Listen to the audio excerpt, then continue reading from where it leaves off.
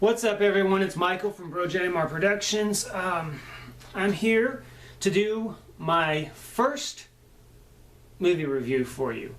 Now, I know I've done many movie reviews in the past with Our 3 Cents with Jonathan, and Jonathan does have his own solo project, the 46 Challenge, which he is currently doing an October edition of. I may be calling it the Halloween edition, I don't really know for sure, where he is doing horror movies, remakes, and originals. But as I teased last November that I was going to start my own solo project with my own movie reviews, to which I was going to do movies I haven't seen before, tell you my opinion on them, what I liked, what I didn't like, and a little background information for it. But since I haven't done one yet, instead of jumping in with something I haven't seen, I thought I would do a movie that I have seen that I personally enjoy, even though critics did not like it. It only has a 43% rating on Rotten Tomatoes, and Gene Siskel gave it a thumbs down. So, you know, boo on you. What do you guys know? What do movie reviewers know? Movie reviewers, you know, have their opinions, and sometimes you don't agree with them, and this is one of those situations where I don't agree with the majority of movie reviewers on this movie. What movie is it that you say that I'm going to be doing? I'm going to be doing a modern day retelling of the classic novel by Charles Dickens, Oliver Twist. And this comes from the Disney Company via their 27th animated classic, Oliver and Company. Now, a quick plot summary. Oliver is a little orange tabby cat who is an orphan. He is brought into a gang of dogs, a good gang, even though they commit petty larceny on the streets of New York. They're good people. Well, they're good dogs.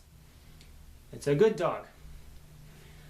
And so, in the midst of this, of trying to get money for their master, Oliver is adopted by Jenny, who is the single daughter of a wealthy couple who is alone all the time because her family is out traveling the world all the time. So she's alone, and so she wants somebody to love and somebody to love her. So she adopts this kitty cat.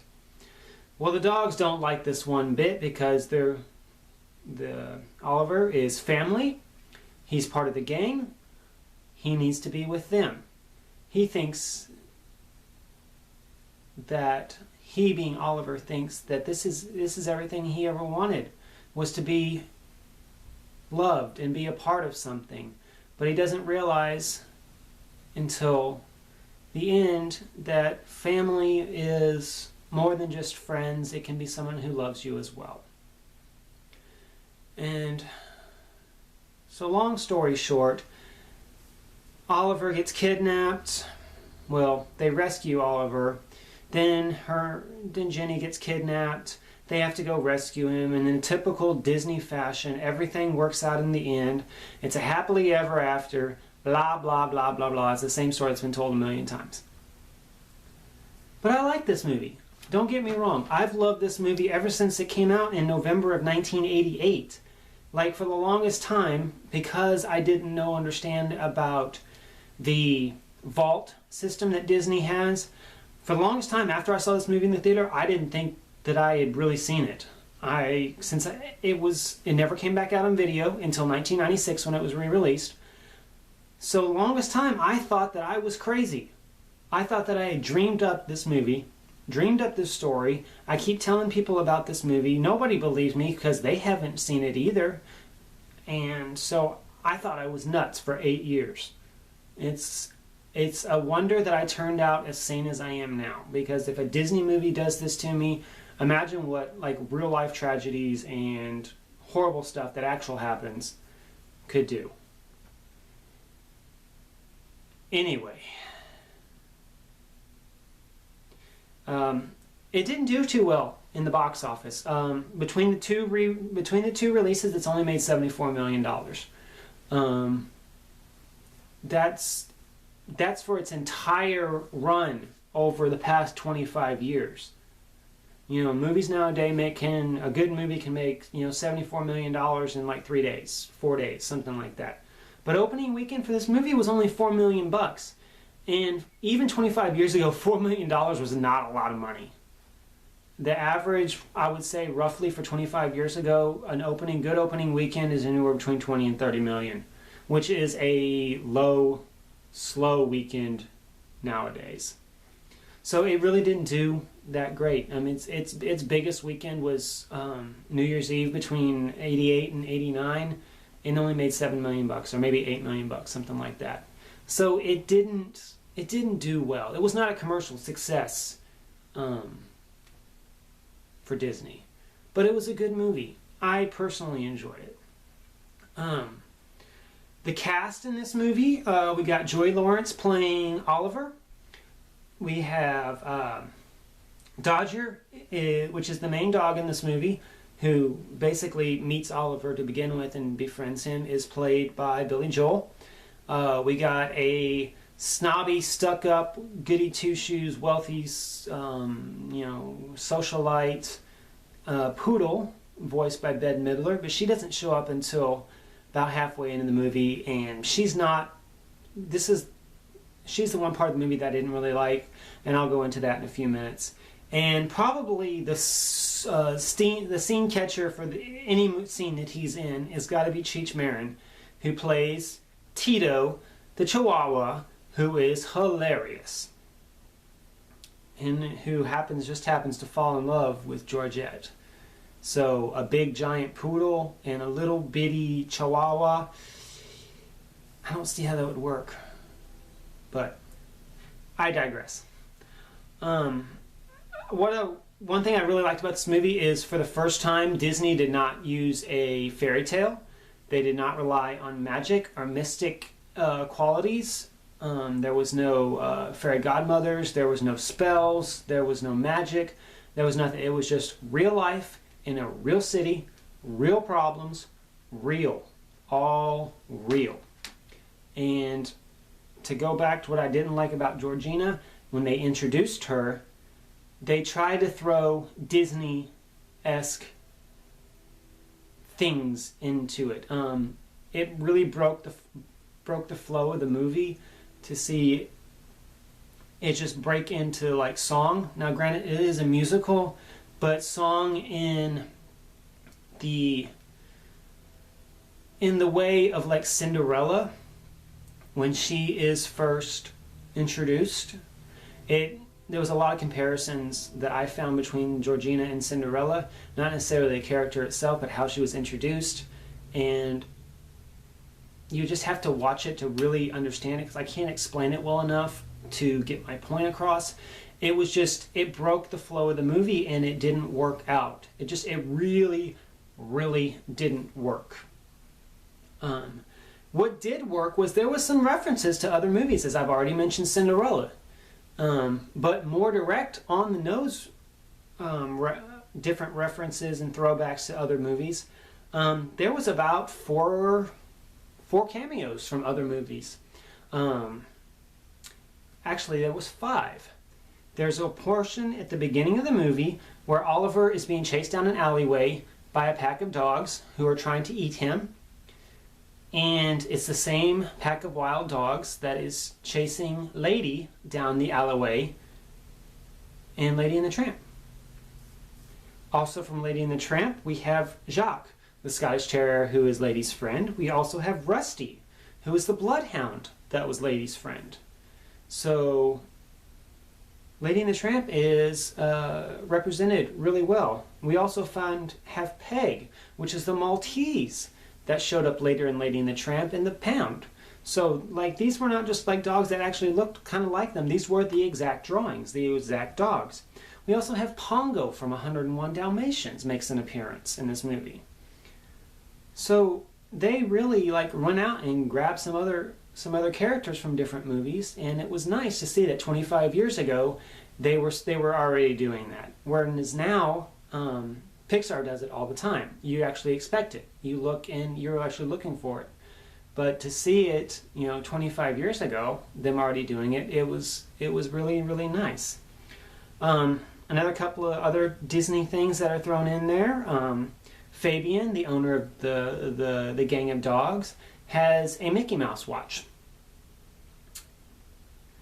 And Tito, towards the end, right before the big climatic chase scene, he is trying to get a crane to work.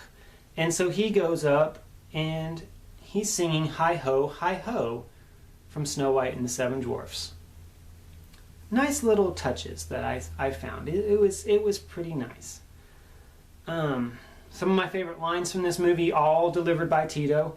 There's a section where Oliver and Tito are trying to disable Jenny's limo so they can rob her. Tito is working on the electronics, trying to hotwire it to where the car just goes nuts. And Oliver's asking what he can do, and Tito says, "Be a lookout." Oliver says, "I don't know how to be a lookout." So Tito says, "Just look out the window and make sure it's still daylight." It's in the middle of the day. Of course it's still daylight. But just the way he delivers it, I don't know if it's something Cheech Marin, just the way something about his voice. It's really funny. He delivers some funny lines in this movie. Another one being the classic line, if you've seen a trailer, you know what I'm talking about. He's lying in the lap of luxury in Jenny's house. He's got a cigar, and he says, "If this is torture, chain me to the wall." Because they think that Oliver is being tortured in there. And so poor Oliver, I'm glad everything worked out for him. And the final line that I just really, really, really love, but it's a little racist. And I'm thinking maybe Disney were thinking that if a Hispanic actor voicing a Hispanic dog says it, maybe it's not so bad. But after they go to check out the place where Jenny is living so they can get Oliver back, they're doing the report, and Tito says, "Man, this place is huge. There must be like 200 people living in there." I didn't think about this when I was a kid or even when I was younger and rewatched it, but now thinking back now, that's kind of racist, and I don't see how they could get away with something like that now, especially in a family-friendly movie. And speaking of family-friendly movies, this movie has one of the most depressing openings ever. Ever.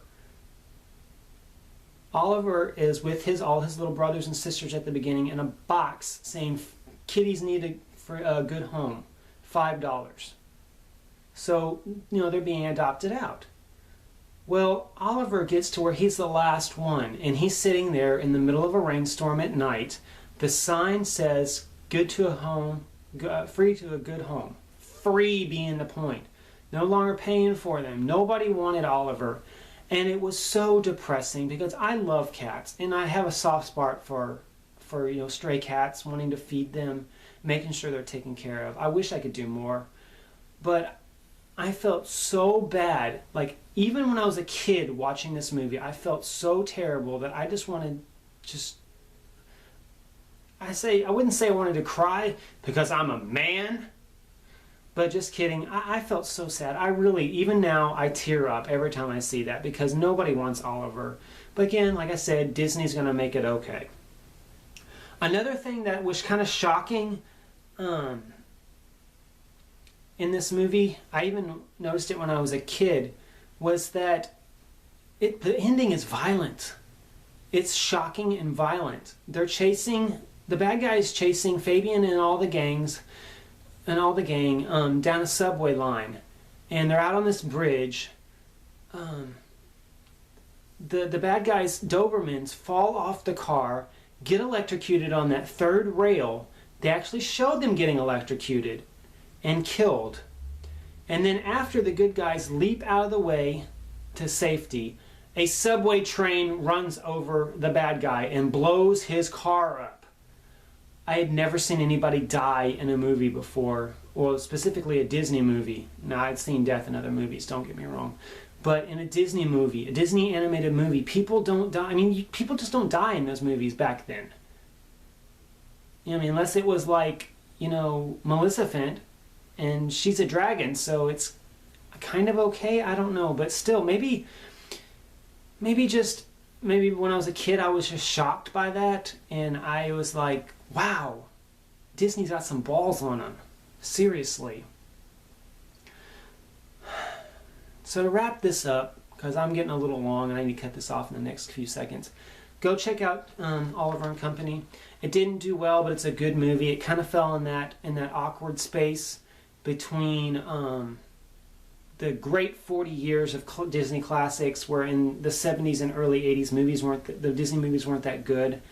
And a year later, on November 14th, 89, when Little Mermaid came out, and the Renaissance began for good Disney movies. Oliver was so close to getting into that, but he just missed it by the cuff. So, like I said, I really enjoyed this movie. It's worth a watch, especially if you like Disney movies. Give it a check out. And so until next time, this is Michael. I'll see you later. Blessed be.